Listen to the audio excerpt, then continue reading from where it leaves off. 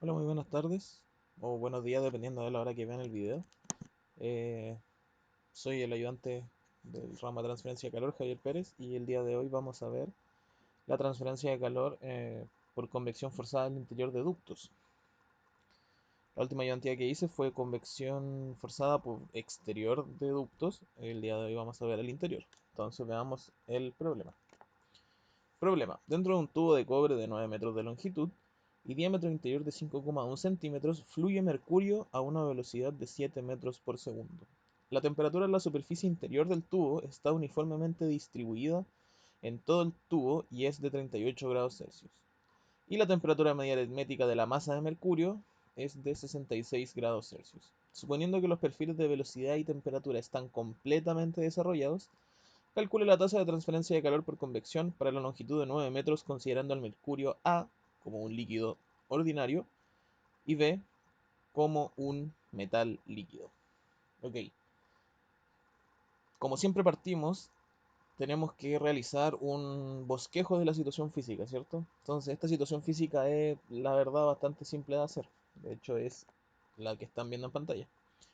Tenemos un diámetro de 5,1 centímetros, un largo de 9 metros, una sección cilíndrica por donde en dentro pasa mercurio con una velocidad de 7 metros por segundo y una temperatura de 66 grados.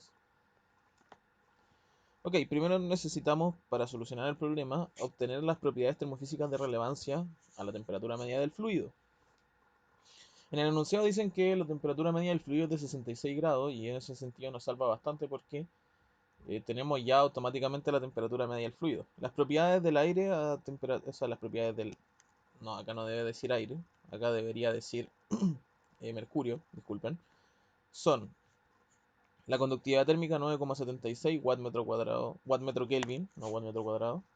B que es la viscosidad 0,1004 por 10 a la menos 6 metros cuadrados por segundo. Y el número de Prandtl, número adimensional de 0,0193. Si ustedes estiman, cuando están resolviendo estos ejercicios, si ustedes estiman que necesitan más propiedades termofísicas, ustedes las pueden calcular, o sea, las pueden obtener mediante tablas termodinámicas y no tiene un gran costo asociado, a menos que sea una interpolación muy compleja, pero recuerden que la calculadora interpola. Y entonces pueden más o menos jugar con obteniendo más propiedades termofísicas. Si no las ocupan, en realidad no hay problema. Ok, el objetivo es calcular el número de Reynolds para establecer la correlación que se utilizará para el número de Nusselt, el n sub u. En este caso, el número de Reynolds está dado por la velocidad por el diámetro dividido en la viscosidad. Eso nos da un número dimensional de 3,6 por 10 a la 6. Ahí sí. Entonces, con este número de Reynolds se puede utilizar tanto la correlación de Ditus-Volter como la correlación de Sider-Tate. Si las variaciones de las propiedades del fluido no son significativas respecto a la temperatura, entonces podemos usar Ditus-Volter. Ahora, si ustedes creen que la variación es significativamente mayor, entonces tienen que usar la correlación de Sider-Tate. Son correlaciones bastante similares, pero yo prefiero utilizar en este caso Ditus-Volter porque la diferencia o el cociente entre las viscosidades respecto a la temperatura de pared con respecto a la temperatura media del fluido es muy cercana a 1 y en realidad los números de Nusselt dan bastante similares. En este caso, la correlación de Ditus-Volter en enfriamiento quiere decir que la pared está más fría que el fluido y entonces el valor n, que es el valor que le va al número de Prandtl en la ecuación original, tiene un valor de 0,3. Entonces el número de Nusselt, que está descrito como 0,023 veces el Reynolds elevado a 0,8 por el Prandtl elevado a 0,3, nos da un valor de 1229 Nusselt. Un valor bastante alto, de hecho. Ok, sigamos. Con el número de Nusselt se puede calcular el coeficiente convectivo mediante la siguiente igualdad. Ya, el número de Nusselt, ustedes deberían tenerlos estudiados, es igual al coeficiente convectivo por el diámetro, en el caso de las cañerías cilíndricas, tuberías cilíndricas, dividido por la conductividad térmica. La conductividad térmica la obtuvimos al principio eh, de la resolución del problema. Es una propiedad termofísica que se saca de una tabla termodinámica. Y entonces, haciendo simplemente un despeje, obtenemos que el coeficiente convectivo H es el Nusselt por la conductividad térmica dividido por el diámetro.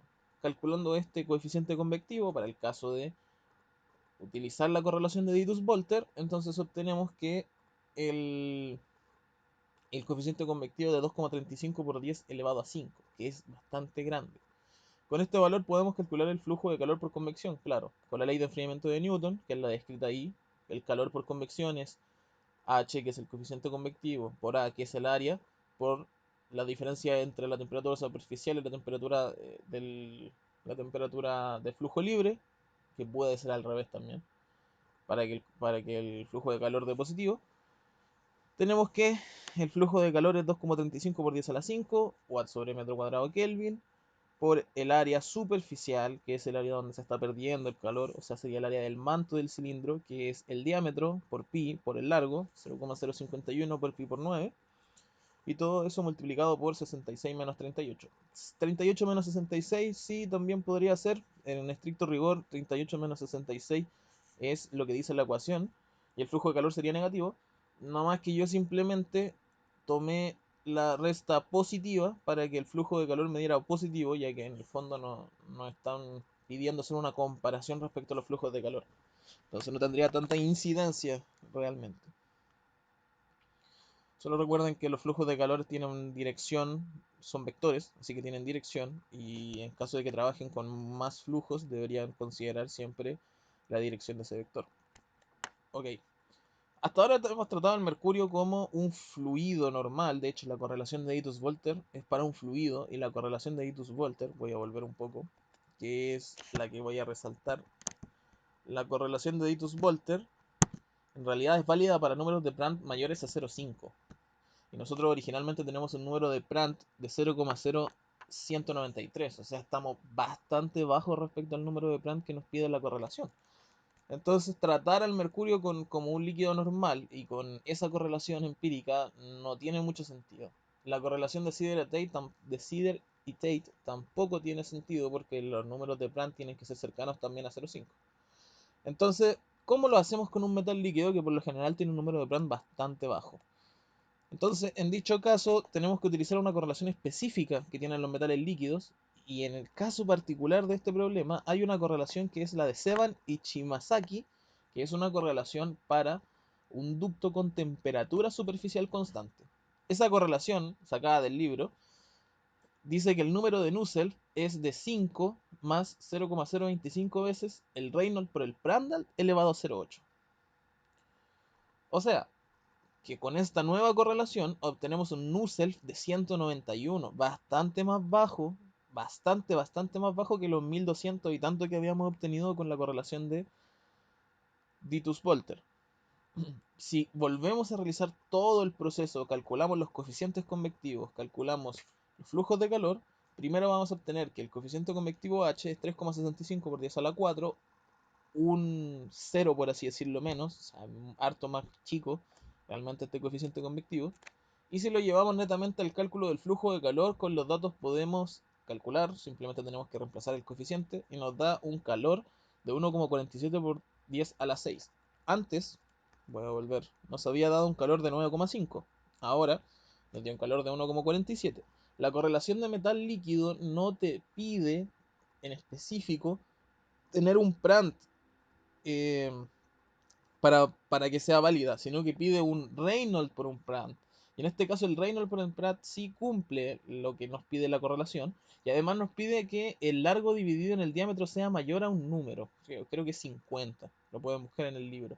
Y eso también lo cumple, de hecho. O sea, estamos cumpliendo a cabalidad todas las condiciones. Por lo tanto, este flujo de calor, que es significativamente menor al flujo de calor que calculamos con Ditus-Volter, es el que es correcto, o podríamos decir que es el más correcto. Recuerden que las correlaciones empíricas están diseñadas en base a datos experimentales y propiedades que se ajustaron a la curva, por así decirlo. Entonces tampoco efectivamente es realmente un valor que se pueda utilizar a ojos, o sea, ciegamente, sino que uno tiene que utilizarla con criterio. Y en este caso, tenemos que recordar que los metales líquidos tienen otras correlaciones y en realidad tenemos un montón de correlaciones en el libro.